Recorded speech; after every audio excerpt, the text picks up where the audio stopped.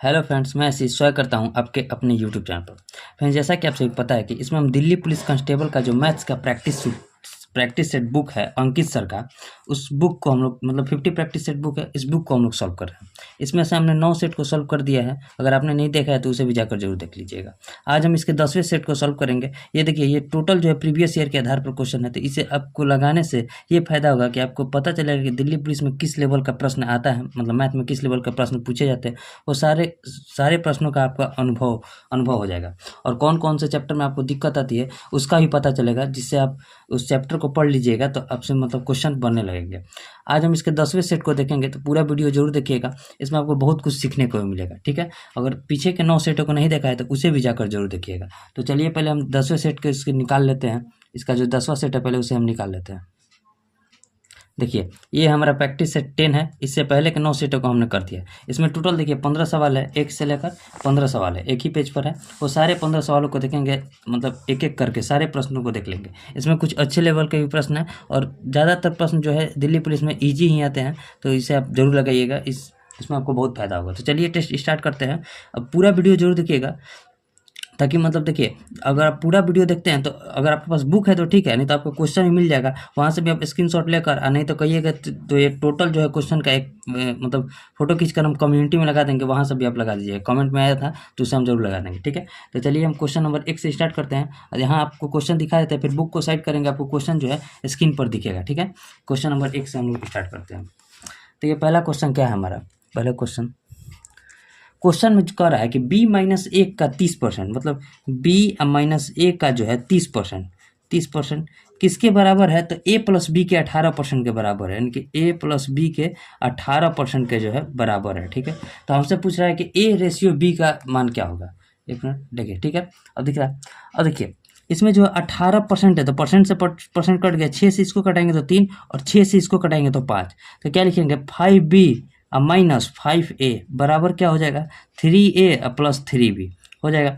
अब देखिए, a को एक तरफ कीजिए, तो अगर a को इधर करेंगे तो क्या हो जाएगा, और b को इधर करेंगे तो हो जाएगा 2b। 5b में से 3b घटेगा तो 2b, और ये माइनस उधर जाएगा प्लस हो जाएगा, तो किसके बराबर हो जाएगा, 5 और 3 8a के बराबर। तो यहाँ देखिएगा, तो b बराबर क्या हो जाएगा, 4a। तो यानी कि b रेशियो a बराबर क्या हो जाएगा, तो 4:1। लेकिन हमसे b रेशियो a नहीं पूछ रहा है, हमसे पूछ रहा है a रेशियो b। तो a रेशियो b को बस उल्टा लिख दीजिए, 1:4 हमारा जो हो जाएगा आंसर हो जाएगा। 1:4 कौन सा ऑप्शन में है, तो ऑप्शन नंबर ए में ही है। और देखिए ऑप्शन बी में है 4:1, लेकिन उसे मारिएगा तो आपका गलत हो जाएगा। तो हमारा कौन सा ऑप्शन हो जाएगा, तो 1:4 ही जो है, ए रेशियो बी हमसे पूछ रहा है, तो 1:4 हमारा आंसर हो जाएगा, ठीक है। और देखिए नेक्स्ट क्वेश्चन है क्वेश्चन नंबर 2। क्वेश्चन नंबर 2 देखते हैं। क्वेश्चन पहले हम आपको दिखाते हैं, उसके बाद ये देखिए हमारा क्वेश्चन नंबर 2 है। अब साइड करते हैं, आपको क्वेश्चन दिख रहा होगा। देखिए क्वेश्चन क्या है कि 3 के पावर 30, सॉरी 3 के पावर 30, ठीक है, 3 के पावर 60 और 3 के पावर 90 का हमसे एवरेज पूछ रहा है, ठीक है।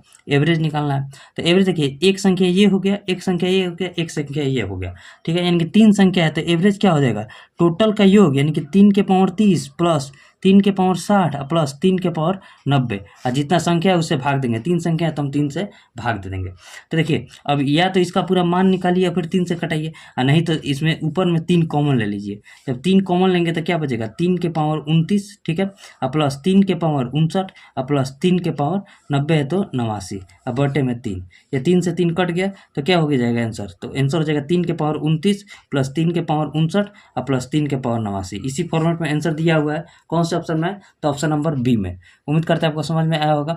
अब देखिए नेक्स्ट क्वेश्चन देखते हैं, बहुत इजी प्रश्न था ये दोनों। अब ये क्वेश्चन नंबर 3 क्या कर रहा है, क्वेश्चन नंबर 3, ठीक है। क्वेश्चन पहले हम आपको दिखाते हैं। देखिए ये हमारा क्वेश्चन नंबर 3 है। अब इसे सॉल्व करते हैं। क्वेश्चन नंबर 3 में क्या कर रहा है कि एक निश्चित समय में कोई धनराशि स्वयं के 5 गुना हो जाती है। यदि ब्याज की दर 16% प्रति वर्ष हो तो निश्चित समय, मतलब वर्ष की बताना है, टाइम हमसे बताना। कल इस टाइप में रेट पूछा था, आज हमसे टाइम पूछा है। देखिए मूलधन जो है मूलधन से अमाउंट कितना हो जा रहा है, तो 5 गुना हो जा रहा है। यानी कि 1 रुपया अगर मूलधन है तो उसका 5 गुना अमाउंट हो जा रहा है। तो ब्याज कितना बढ़ गया, देखा जाए तो ऐसा ही हमारा बढ़ गया 4 रुपया, यानी कि 4 रुपया रेट बढ़ गया है। हम टाइम हमें निकालना है, और हमसे रेट दिया है कितना, 16%, ठीक है। तो अब देखिए यहाँ से हम टाइम निकालेंगे, तो टाइम बराबर क्या हो जाएगा, SI × 100, ठीक है, और बटे में क्या हो जाएगा, तो रेट इंटू प्रिंसिपल, ठीक। अब देखिए एसआई कितना है, एसआई है 4 और 100 अब बटे रेट कितना है, रेट है हमारा 16% और प्रिंसिपल कितना है, तो प्रिंसिपल 1 माने हैं तो 1 हो जाएगा। अब देखिए 4 से इसको कटेंगे तो 4 और 4 से इसको कटेंगे तो कितना, 25 साल में जो है कोई राशि अपने आप की 5 गुनी हो जाएगी, यानी कि 25 ईयर्स जो हो जाएगा हमारा टाइम हो जाएगा। कौन सा ऑप्शन में, तो ऑप्शन नंबर सी में। अब देखिए नेक्स्ट क्वेश्चन, इसमें देखिए क्वेश्चन जो है उतना हार्ड नहीं पूछता है, लेकिन कोई कोई क्वेश्चन 1-2 क्वेश्चन हार्ड होता है। इसमें आप आराम से अगर आप एवरेज स्टूडेंट होंगे तो 13-14 क्वेश्चन, मतलब 12 से 13 क्वेश्चन आराम से कर लीजिएगा। 1 ही 2 प्रश्न इसमें थोड़ा लेवल का आता है, तो उसे भी नहीं छोड़ना है। देखिए अब क्वेश्चन नंबर जैसे है, 1 मिनट, क्वेश्चन नंबर है हमारा कौन सा, 4। पहले हम आपको क्वेश्चन दिखाते हैं, यही हमारा क्वेश्चन नंबर 4। अब देखिए इसमें क्या कर रहा है कि 2 धनात्मक पूर्णांकों का लॉसा बड़ी संख्या का दोगुना है। ये देखिए थोड़ा क्वेश्चन लेवल का है। छोटी संख्या तथा मौसा का अंतर दिया है 4, तो छोटी संख्या हमसे पूछ रहा है। देखिए पहले दिया है, मान लीजिए बड़ी संख्या को हम मान लेते हैं a, ठीक है, और एलसीएम दोनों का रेशियो दिया है कितना, तो लॉसा जो है बड़ी संख्या का दोगुना है, यानी कि अगर बड़ी संख्या 1 है तो उसका लॉसा कितना दिया है, 2, ठीक है।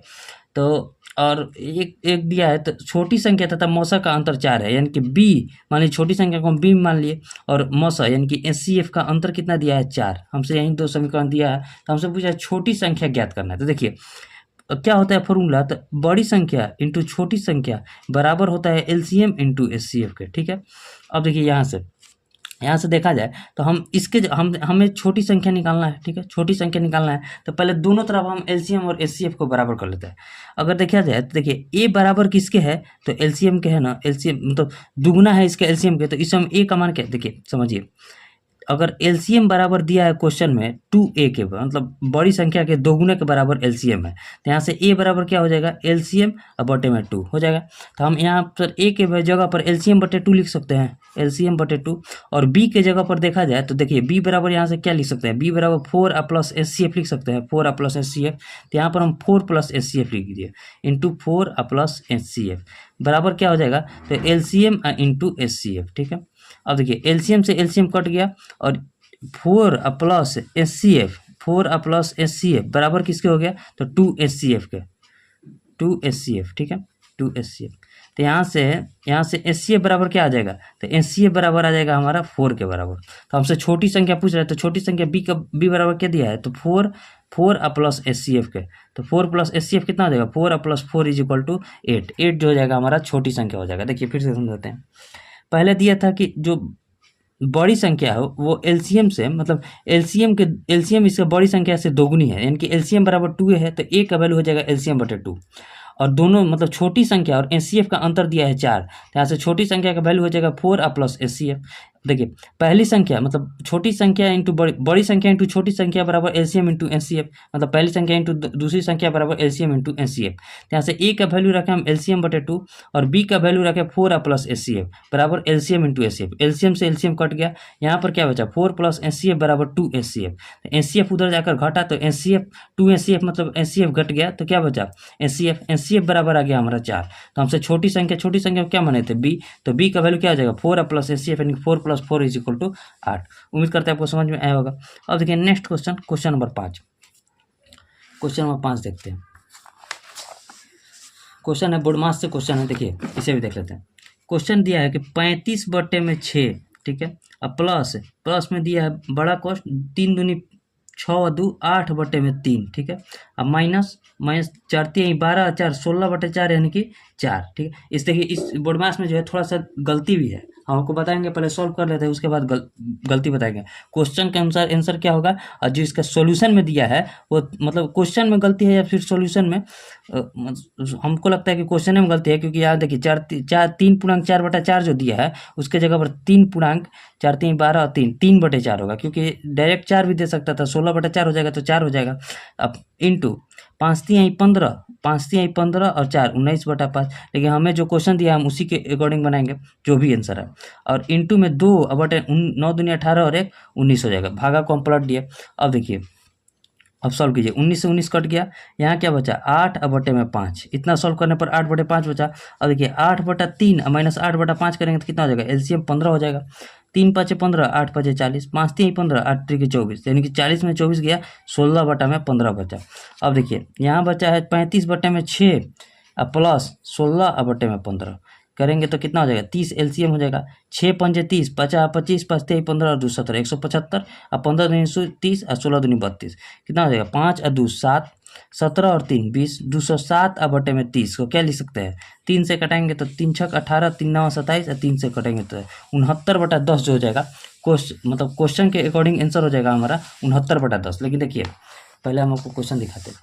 ये क्वेश्चन में दिया है यहाँ 3.4/4 दिया है ना, लेकिन जब इसका सोल्यूशन देखेंगे तो यहाँ दे दिया है 3.4/4 को 15/4 लिख दिया है, जबकि 15/4 नहीं होगा, यहाँ केवल 4 होगा। तो एक्चुअली यहाँ क्वेश्चन में जो है 3.4/4 की जगह नहीं करके 3.3/4 किया है, तभी 4 3 12 3 15/4 हो जाएगा। तो उसके अकॉर्डिंग कुछ आंसर आ रहा था, लेकिन जो अभी क्वेश्चन में है, क्वेश्चन जो दिया है उसके अकॉर्डिंग जो आंसर होगा हमारा 69/10 हो जाएगा। ठीक है, अब देखिए नेक्स्ट पेज ले लेते हैं, 1 मिनट।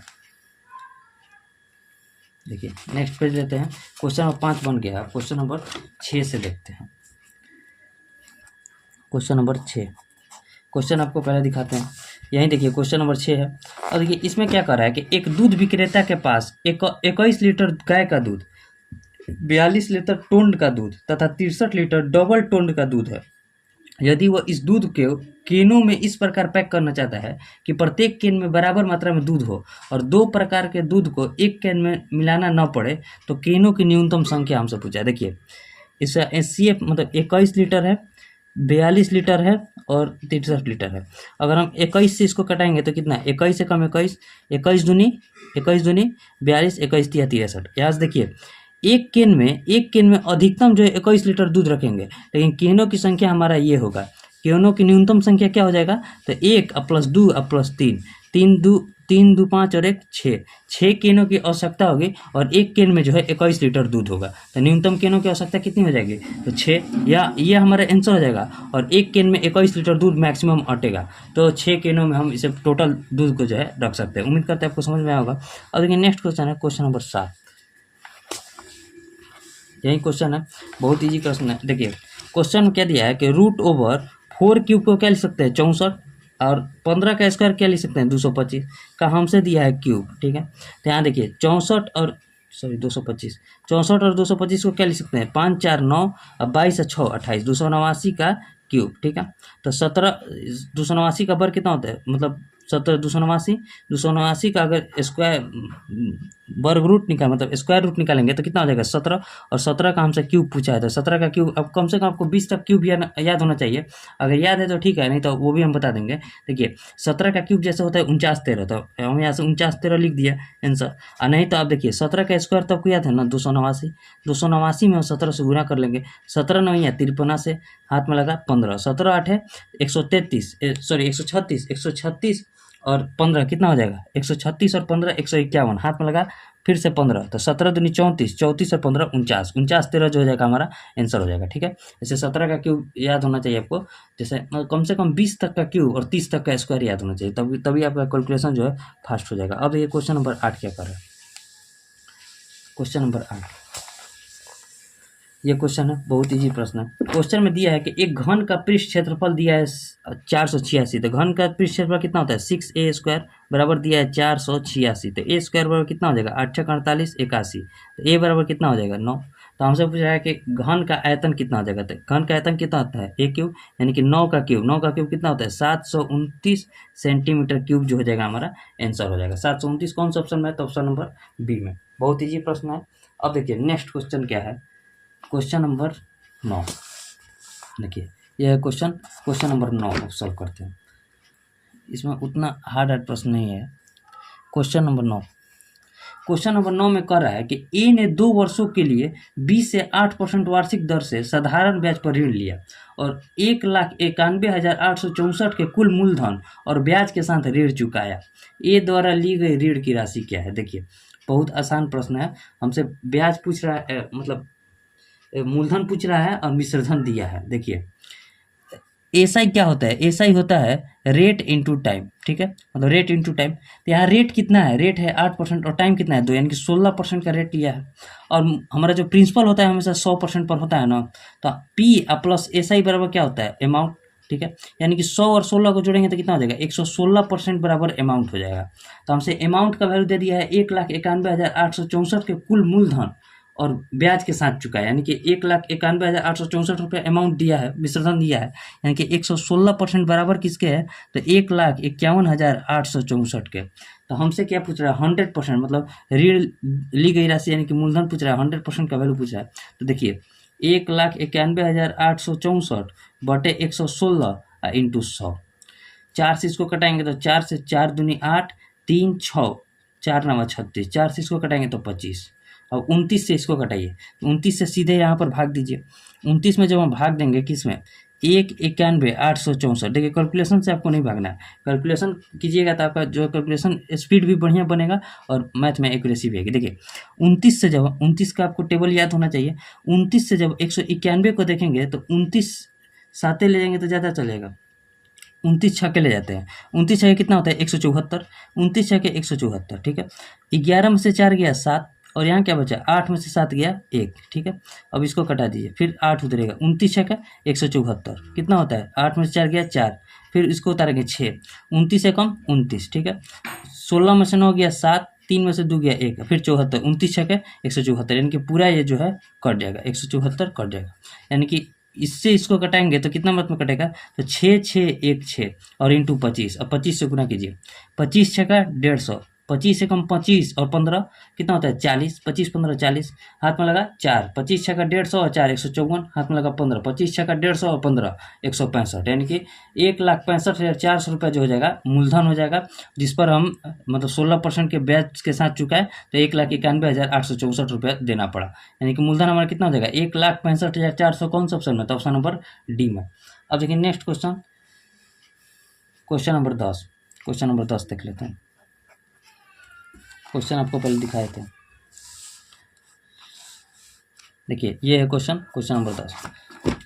क्वेश्चन में क्या कर रहा है कि यदि अंकित मूल्य पर 30% की छूट और दूसरी दो क्रमिक छूट 20% तथा 10% के साथ विक्रय मूल्य का अंतर 72 है, तो वस्तु का अंकित मूल्य हमसे पूछा। देखिए एक हम दे रहे हैं कितना 30% का छूट, और एक क्या दे रहे हैं 20% और 10% का क्रमिक छूट, यानी कि 20 + 10 और माइनस 20 × 10 बटे में 100, ठीक है। यानी कि यहाँ देखा जाए तो 30% और माइनस यहाँ देखिए 2 0 से 2 0 गया, 20 10 30 में से 2 गया 28%, यानी कितना आ गया 2%, और यही 2% जो है किसके बराबर दिया है, तो 72 के बराबर दिया है, दोनों का अंतर, यानी कि 2% 72 के बराबर दिया है। तो हमसे क्या पूछ रहा है, वस्तु का अंकित मूल्य, हमेशा 100% पर होता है अंकित मूल्य, तो 100% का वैल्यू पूछा है। तो देखिए इधर जो है 50 से गुना हुआ है, तो इधर भी हम 50 से गुना कर देंगे, तो कितना हो जाएगा 72 × 5 = 360 और 1 0, यानी कि 3600 रुपया जो हो जाएगा अंकित मूल्य हो जाएगा। 3600 कौन सा ऑप्शन में, तो ऑप्शन नंबर ए में, ठीक है। अब देखिए आगे देख लेते हैं। अब देखिए नेक्स्ट क्वेश्चन जो है क्वेश्चन नंबर 11, क्वेश्चन नंबर 11 देख लेते हैं। अब आखिरी के 5 सवाल बचे हैं, इसे भी देख लेते हैं। क्वेश्चन नंबर 11, क्वेश्चन नंबर 11 में क्या कर रहा है कि एक 60 रुपये में 12 संतरे बेचने पर एक व्यक्ति को 25% की हानि होती है, तो 100 रुपये में उसे कितने संतरे बेचने चाहिए जिससे 25% का लाभ हो। तो देखिए 60 रुपये में जब 12 संतरा को बेच रहा है तो क्या हो रहा है, तो 12 × 5 = 60, यानी कि एक संतरा को 5 रुपये में बेच रहा है, लेकिन ये जो 5 रुपया जो है 75% के बराबर है, 75% के बराबर 5 है, लेकिन अगले बार जो बेचे संतरे को तो वो 25% का लाभ चाहता है, 25% का लाभ चाहता है, यानी कि 125% पर संतरा को बेचना चाहता है, तो कितना हो जाएगा 5 बटे में 75 × 125, इतना रुपये में बेचेगा एक संतरा को, तो 25 से इसको कटाएंगे 3 और 25 से इसको कटाएंगे 5, यानी कि 25 बटे 3 रुपये में जब एक संतरा को बेचेगा तो वो कितना 25 बटे 3 रुपये में जब एक संतरा को बेचेगा तो 25% का लाभ कमाएगा। लेकिन पूछ रहा है कि एक संतरा की कीमत जब 25 बटे 3 रुपये है तो 100 संतरा में मतलब 100 रुपये में कितना संतरा खरीद लेगा, तो 100 बटे में 25 बटे में 3, 25 चौके 100 4 3 12, 12 संतरा को जो है वो मतलब 12 संतरा को अगर 100 रुपये में बेचेगा तो 25% का लाभ कमा लेगा। देखिए फिर से समझिए, एक संतरा की कीमत वो 5 रुपये में बेचा, जिससे वो 25% का हानि हुआ, यानी कि 75% जो है 5 के बराबर होगा। लेकिन अगली बार जो 25% लाभ कमाना चाहता है, यानी कि 125% पर बेचेगा, तो 125% का वैल्यू कितना आ गया, 25/3। एक संतरा का कीमत अगर 25/3 रुपया रखेगा, यानी कि 8×1/3 रुपया रखेगा, तो वो 25% का लाभ कमाएगा। तो 100 रुपया में ऐसे कितने संतरा को बेचना चाहिए उसे? तो 100 रुपये में 100/25/3 करेंगे कि 12 संतरे को बेचेगा तो 25% का लाभ कमाएगा। ठीक है, उम्मीद करते हैं आपको समझ में आएगा। अब देखिए नेक्स्ट क्वेश्चन, बहुत ईजी प्रश्न था। अब देखिए क्वेश्चन नंबर कौन सा है, क्वेश्चन नंबर 12। क्वेश्चन है कि देखिए क्वेश्चन क्या दिया है कि 7/8, ठीक है, 7/8, 4/5 और क्या है 6/7 और 5/6 को अवरोही क्रम यानी कि डिसेंडिंग ऑर्डर में लिखना है, यानी कि पहले बड़ा, उसके बाद छोटा, उसके बाद छोटा, उसके बाद छोटा। देखिए सबसे आसान मेथड, दोनों को देखते हैं पहले, ये दोनों को 5 7 35, ठीक है, और 8 चौके 32, दोनों में बड़ा कौन है, तो बड़ा ये है, तो पहले हम 7/8 को रखेंगे। अब अगला देखते हैं, ये दोनों में देखते हैं, तो 7 चौक 28, देखिए अभी दोनों में देखें 7 चौक 28 और 5 छक्का 30, यानी कि ये 30 हो जाएगा और ये 28 हो गया, तो ये बड़ा है, मतलब 30 वाला बड़ा है, तो इसको फिर रखेंगे क्या 6/7। अब उसके बाद देखिए अब 4/5 बचा है, 4/5 बचा है और 5/6, क्योंकि इसको तो हम रख दिए। अभी इन दोनों में देखिए तो 5×25 और 6 चौके 24, यानी कि 5/6 बड़ा है और सबसे छोटा कौन है, तो 4/5, 4/5 सबसे छोटा है, तो ऐसा कौन सा ऑप्शन में है, तो 7/8, 6/7, 5/6 और 4/5। तो देखा जाए तो ऑप्शन ए में है। समझ गए होंगे, बहुत इजी प्रश्न है और आसानी से बन गया। ठीक है, ऑप्शन ए जो हो जाएगा हमारा आंसर हो जाएगा। अब देखिए नेक्स्ट क्वेश्चन जो है क्वेश्चन नंबर 13, क्वेश्चन नंबर 13 देखिए क्वेश्चन नंबर 13 क्या कर रहा है, क्वेश्चन है कि यदि 3 गुने मतलब यदि 3 गुने 3 के पावर 10, ठीक है, इंटू 27 का स्क्वायर बराबर दिया है 9 का स्क्वायर इंटू 3 के पावर n, तो हमसे क्या पूछ रहा है कि n का मान पूछ रहा है। तो सभी को 3 में हम पहले बांट लेंगे, इसको क्या लिख सकते हैं 3 × 10 इंटू 3 का क्यूब ये होता है ना, 3 के पावर 6 लिख सकते हैं। देखिए 27 को क्या लिख सकते हैं, 27 को हम लिख सकते हैं 3 के पावर 3, तो 3 के पावर 3 है, फिर उसका स्क्वायर है तो 3 दूनी 6 लिख सकते हैं सीधे। ठीक है, 3 के पावर 6। अब बराबर इसको क्या लिख सकते हैं 3 के पावर 4, क्योंकि 9 को हम 3 का स्क्वायर लिख सकते हैं। अब बराबर हो जाएगा सॉरी इंटू 3 के पावर n। अब देखिए इसको क्या लिखेंगे 3 के पावर 16 और बटे में 3 के पावर 4 बराबर 3 के पावर n। ठीक है, 3 के पावर n। तो यहाँ से देखिए n, इसको क्या जब भागा में है तो घटेगा, यानी घटेगा, जब गुना में होता है तो जुटता है। जैसे इसको हम जोड़े हैं, लेकिन अब इसको घटाएंगे क्योंकि ये भाग में है, तो 3 के पावर 12 बराबर 3 के पावर n। तो देखिए जब बेस बराबर है तो हमारा पावर भी बराबर हो जाएगा, इनके n बराबर किसके बराबर हो जाएगा 12 के, तो n का वैल्यू हमसे निकल गया 12। कौन सा ऑप्शन में, तो ऑप्शन नंबर बी में, ऑप्शन बी में जो है 12 दिया है। अब देखिए आखिरी के 2 सवाल उसे भी देख लेते हैं, आखिरी के 2 सवाल, क्वेश्चन नंबर 14 और क्वेश्चन नंबर 15। पहले क्वेश्चन नंबर 14 को देख लेते हैं। देखिए यही हमारा क्वेश्चन है। क्वेश्चन में क्या कर रहा है कि यदि 98 मीटर लंबी दीवार बनाने में 70 व्यक्ति 6 दिन का समय लेते हैं, तो 112 मीटर लंबी दीवार बनाने में 40 व्यक्ति कितने दिन का समय लेंगे। देखिए क्या होता है एम डी एच बटे में डब्ल्यू, यानी कि मैन का एफिशिएंसी दिन और घंटा को एक ही क्रम में रखते हैं और जो वर्क होता है उसको डब्ल्यू को नीचे में रखते हैं। तो यहाँ से देखिए 70 व्यक्ति है, ठीक है, और 6 दिन काम कर रहे हैं, और कितना काम कर रहे हैं, तो 98 मीटर दीवार को बना रहे हैं, कार्य को नीचे रखेंगे। और सेम क्या हो रहा है कि देखिए 112 मीटर लंबी दीवार है, इनके नीचे में 112 हो जाएगा, और 40 व्यक्ति काम कर रहे हैं, तो कितना दिन तक काम करेंगे, यानी डी का वैल्यू हमसे पूछ रहा है। तो देखिए 14 से इसको कटाएंगे तो 14 7 98, 14 8 112, ठीक है, 7 से इसको कटाएंगे तो 10, और 8 से इसको कटाएंगे तो 5, और 5 से इसको कटाएंगे तो 2, यानी कि डी बराबर कितना हो गया 6 दूनी 12। 12 दिन तक काम करेंगे तो 112 मीटर लंबी दीवार को बना देंगे। बहुत ईजी प्रश्न था। अब आज का आखिरी सवाल क्वेश्चन नंबर 15 देख लेते हैं। ये देखिए क्वेश्चन नंबर 15 ये है। अब देखिए क्वेश्चन में क्या कर रहा है कि ए और बी ने एक व्यापार में क्रमशः 48,000 तथा 6,000 का निवेश किया। ठीक है, ए है और बी है।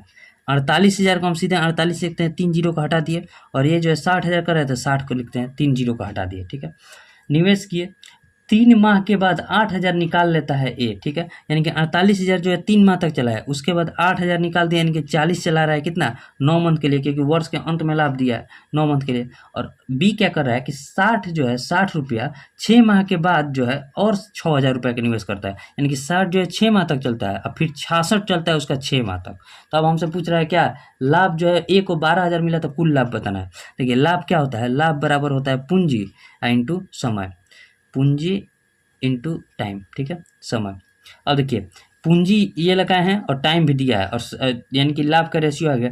और देखिए कटाइए, कटाएंगे तो क्या लिखेंगे, 3 से, देखिए 3 इसमें भी है, 3 इसमें भी है, 3 इसमें भी है, 3 इसमें भी है, ठीक है, कट गया। यानी क्या बचा यहाँ पर 48 प्लस 120, ठीक है, रेशियो 60 दूनी 120 प्लस 66 दूनी 132। अभी देखिए अभी कटेगा, अगर कटाना चाहे तो 6 से कटा सकते हैं इसको, 6 से इसको कटाएंगे तो 8 और 6 से इसको कटाएंगे तो 20, ठीक है, प्लस का साइन है, 6 से इसको कटाएंगे तो 20 और 6 से इसको कटाएंगे तो 22 छक्का 132, ठीक है, 22। अब देखिए अब किससे कटेगा, अब अगर कटाएं तो 4 से कट जाएगा, देखिए ना सीधा 28 प्लस 20 और 22 42, 42। अब देखिए 14 से कटाएंगे तो 14 दूनी 28, 14 तीन 42, यानी कि 2 रेशियो 3 आ गया। अब देखिए 2 का वैल्यू हमें दिया है कितना 12,000, यानी कि ए का लाभ दिया है 12,000, तो हमसे कुल लाभ यानी कि 5 का वैल्यू पूछ रहा है। तो जब 2 का वैल्यू 12,000 है तो 5 का वैल्यू कितना हो जाएगा, तो 12,000 अब बटे में 2 इंटू 5, 2 छक्के 12, 6 पचे 30, 30,000 रुपया जो है टोटल लाभ हो जाएगा। 30,000 कौन सा ऑप्शन में है, तो ऑप्शन नंबर बी में। हमारा 15 क्वेश्चन बन गया, उम्मीद करते हैं आपको समझ में भी आया होगा। देखिए एक बार फिर से देखिए, ये प्रैक्टिस सेट 10 था और इसमें 15 सवाल थे, किसका था, तो दिल्ली पुलिस कांस्टेबल का जो है अंकित सर का बुक था, उस बुक को हम लोग सॉल्व करें। इसमें 50 प्रैक्टिस सेट है टोटल, उसमें से आज हमारा 10वां सेट है। उम्मीद करते हैं आपने पूरा वीडियो जरूर देखा। अब मिलेंगे नेक्स्ट वीडियो में इसके 11वें सेट के साथ, तब तक के लिए जय हिंद।